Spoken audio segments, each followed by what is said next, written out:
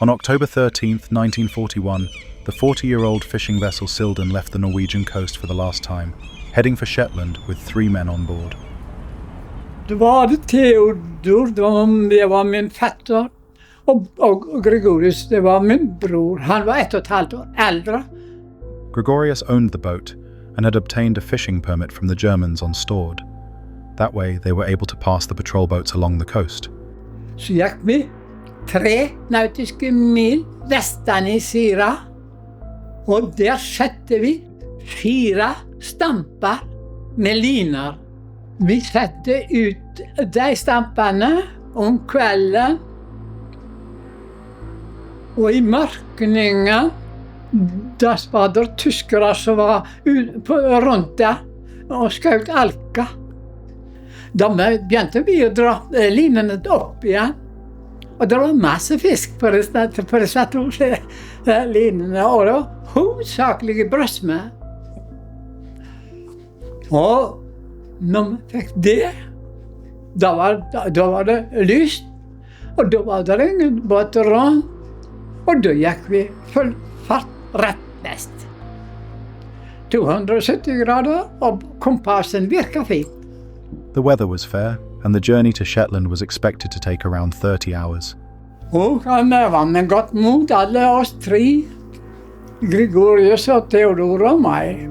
But the next day the wind strengthened to a strong gale, with heavy seas coming in from the west. Den första skaden, det var kompassen. Den la sig på sidan, vet du, och hade blivit ristat så mycket att glasset var sprucket. They therefore had little chance of knowing where they were or what course they were steering. These conditions lasted for 2 days. Jag tänker att det nog stort fram vi kom. Ifrån den ena dagen till denna. At the height of the storm, a powerful breaking wave swept over the boat. Water flooded the engine room and the engine stopped. Det blev bara vann. Så skulle brodern, men det var han som ägde båten, och han for ner och vassa i vatten. Nils Severin had some experience with engines and began bailing and making repairs. After 3 dramatic hours, the engine was finally running again. Gick fyrt upp och motoren startade. After 2 days of stormy weather, the men had no idea where they were, and the boat had been badly battered. It was leaking like a sieve. Theodor och mig med bytes om att pumpa med hand.